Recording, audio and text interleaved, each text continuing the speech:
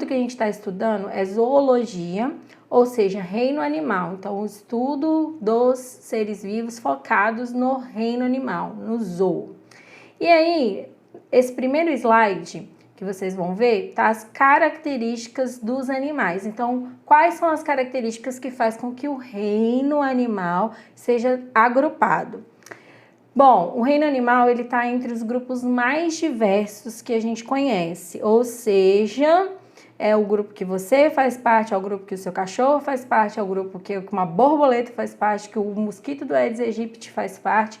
Então, é um grupo muito diversificado e está em vários ambientes pela Terra. Eles são eucariontes, então você já sabe que eucarionte é aquele indivíduo que tem um núcleo na carioteca. Multicelulares, eles fazem tecidos, com exceção dos poríferos, que eles não têm tecidos verdadeiros, o restante dos grupos todo tem. São heterótrofos, precisam de buscar o alimento, eles não são capazes de produzir o próprio alimento, tem tecidos verdadeiros, como eu já falei. Tem uma presença de uma blástula, a blástula é um estágio lá da embriologia que vai começar a formar tecidos, que logo depois da blástula, que é como se a gente pegasse uma massinha e amassasse aqui, começa a diferenciar os tecidos embrionários.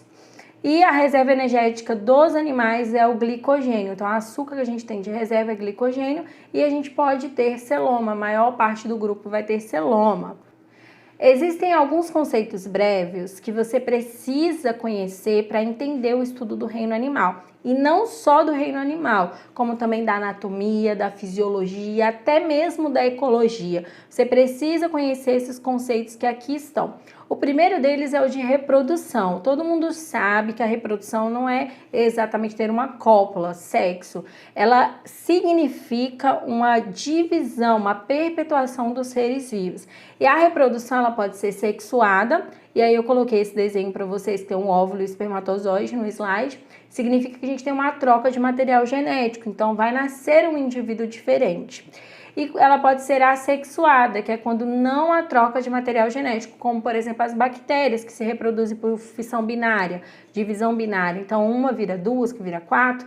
Essa divisão que está formando clones, então não tem variabilidade genética. Outro conceito que você tem que entender é o de fecundação. Fecundação é quando a gente tem um encontro da parte masculina com a feminina para formar uma célula nova. E aí existem dois tipos de fecundação. No primeiro desenho aí, você está vendo aí o galo lá e a galinha. Essa fecundação ela está acontecendo internamente, então tem aí a projeção do órgão masculino dentro do órgão feminino e a fecundação acontece dentro do corpo da fêmea. Agora na segunda foto você pode ver que tá aí ó, um sapinho lá e eles estão tendo uma cópula, só que o espermatozoide do sapo lá e os óvulos da fêmea eles estão sendo jorrados na água. Então, por mais que está tendo um ato de cópula, a fecundação está acontecendo externamente ao corpo. Se passar mais uma vez aí, vocês vão verificar direitinho a penetração aí que tem do galo na galinha, que a gente vê que a fecundação ela está sendo internamente.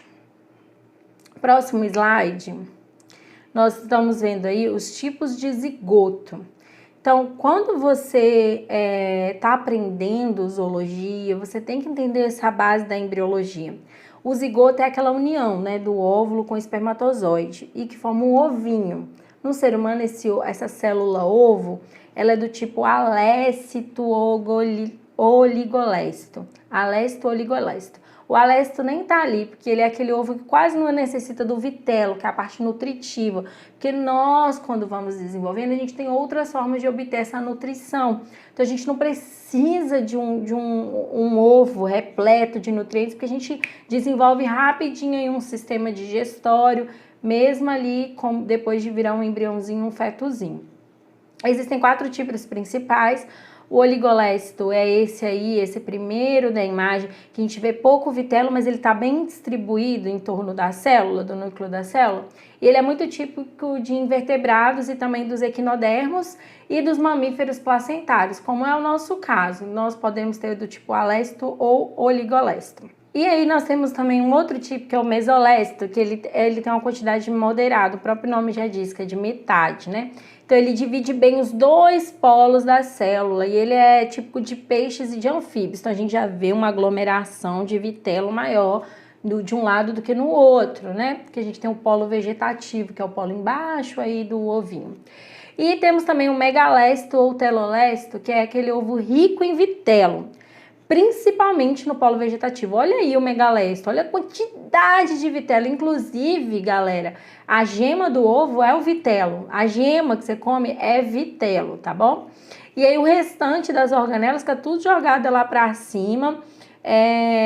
E tem uma membrana plasmática bem em cima lá, onde está acumulando um disco germinativo. Então, quando essa célula começar a se dividir, essa parte de cima, onde não tem vitelo, vai se dividir muito mais do que a parte de baixo, como se fosse a tampinha de uma laranja aí, esse ovo megalécito. Já o centrolesto, o nome já está dando a entender, quer dizer que as coisas ficam no centro. Então, o vitelo está em torno do núcleo no centro. E é muito típico de artrópodes, principalmente de insetos. Esse ovo centrolesto, ele faz uma divisão que é chamada de meroblástica, que a gente já vai ver. Já o oligolesto e o mesolesto, ele faz a outra divisão, que é aquela que é total, que pode ser tanto igual quanto desigual. No próximo slide, a gente está vendo aí outros dois conceitos muito importantes, que é como os seres vivos são divididos de acordo com a sua estomia e com a sua blastia. Mas o que é isso, né? O que é uma estomia? A estomia é aquilo que a gente estuda assim, quando o embriãozinho está começando a ser formado, aí abre um buraquinho. Se esse buraco que abre primeiro se inicia pelo ânus, quer dizer que o ser vivo ali é um deuterostômio. Deuterostômio. Se o buraco inicia pela boca, significa que ele é um protostômio. Então, quando está lá o desenvolvimento da célula e o primeiro que abre é o ânus, é deuterostômio. E o que abre depois, se o que abre depois é a boca, ele continua sendo deuterostômio, quer dizer que ele não vai ter boca, tá bom? Mas agora, quando lá no estágio embrionário abre primeiro a boca, aí é um protostômio, tá? Existe também a blastia. A blastia é os folhetos embrionários dos seres vivos. Então, por exemplo, eu tenho dois tipos de divisões. Eu tenho um ser vivo que ele é chamado de diblástico, di2, que ele tem dois folhetos embrionários, que é a ectoderme e a endoderme. E eu tenho o triblástico, que é aquele que tem três folhetos embrionários, que ele já tem a ectoderme que está para fora, a endoderme que tá para dentro e a mesoderme no meio, tá bom? Lembrando, galera, que isso aqui é só uma revisão de conceitos que você já deveria estar sabendo. Então, corre atrás de saber qual é a função da ectoderme, da endoderme, para que serve. Faz o seu resuminho, eu recomendo você estudar fazendo o seu resumo, tá bem? Um indivíduo que é diblástico é um quinidário, por exemplo, e um triblástico, além do ser humano, a gente também tem os anelídeos, por exemplo.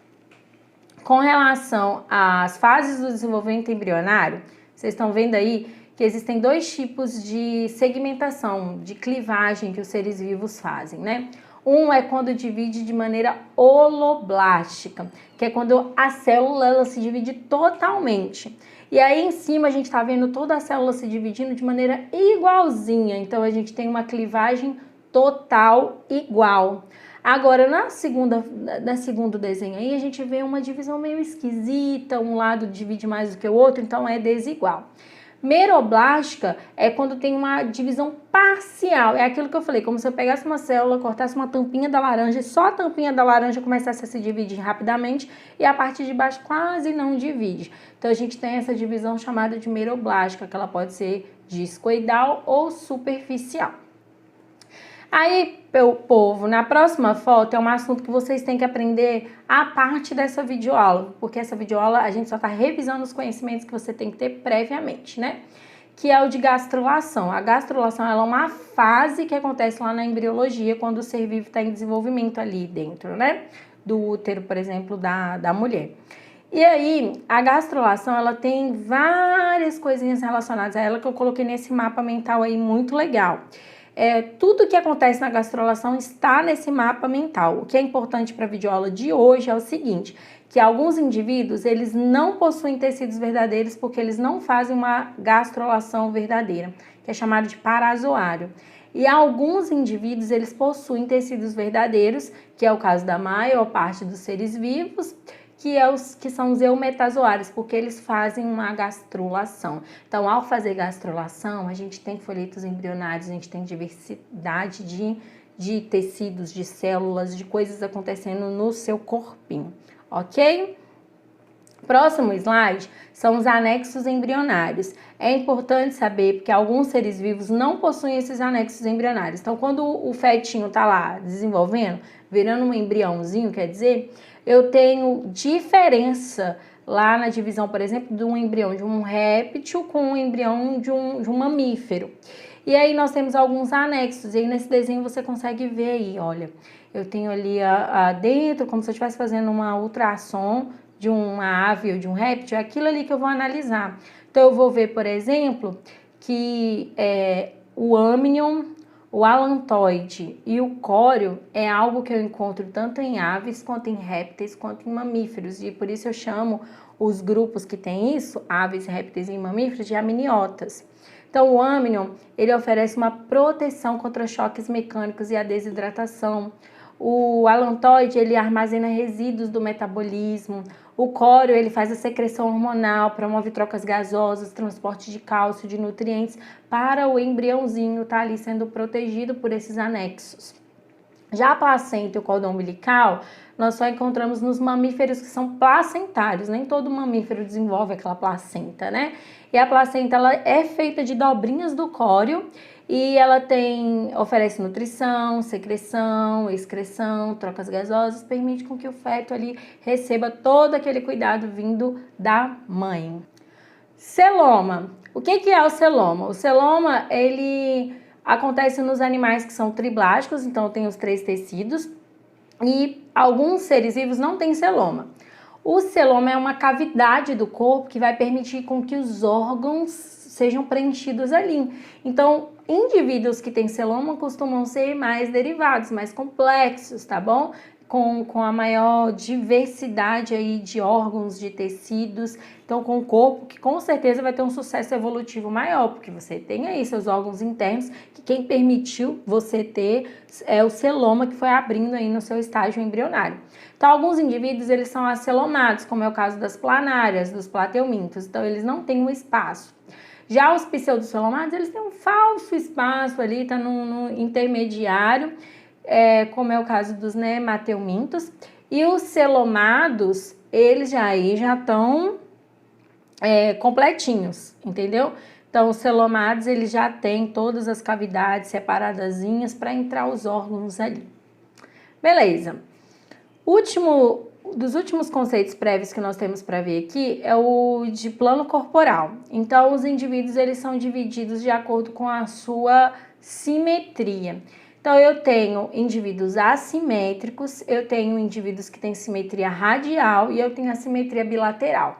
Lembrando uma coisa, galera, a simetria ela é importante.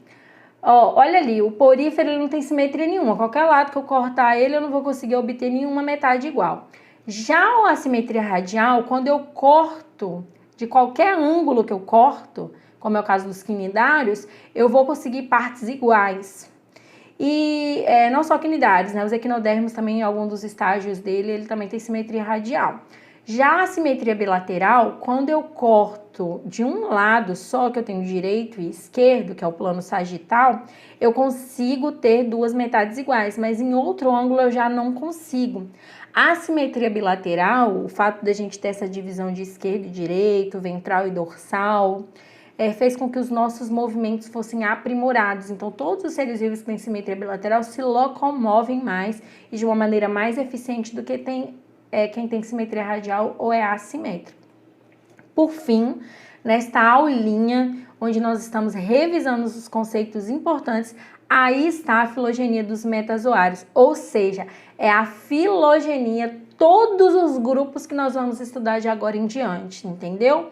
Então, vocês já devem ter visto aí um pouquinho de poríferos e quinidários, e nós vamos dar continuidade em plateumintos, nemateumintos, moluscos, anelídeos, artrópodes, equinodermos e os cordados. Então, galera, presta atenção numa coisa, esse cladograma que tá aí tem todas as características que você precisa saber até o final do ano. Tá resumido nesse cladograma. Então, aí, por exemplo, você consegue observar, então a filogenia ela está estudando a ancestralidade e os parentescos entre os grupos de seres vivos. E aqui nós estamos vendo do reino animal, de poríferos até os cordados.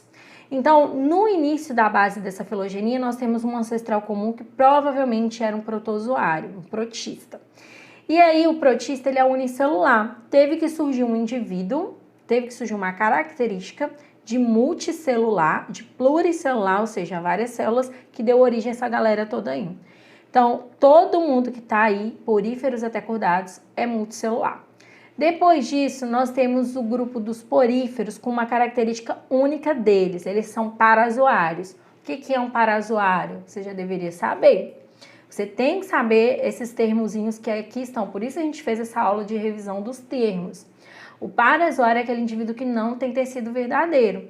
Agora, de quinidário em diante, olha a característica aí, eumetazoário. Então, todo mundo aí tem tecido verdadeiro. Os quinidários, especificamente, eles são diblásticos. Já o de plateumintos em diante é triblástico e a simetria é bilateral. Os plateumintos, nematóides, moluscos, anelídeos e artrópodes, eles são protostômios. Olha a base aí, olha a característica, o táxon. São protostômios.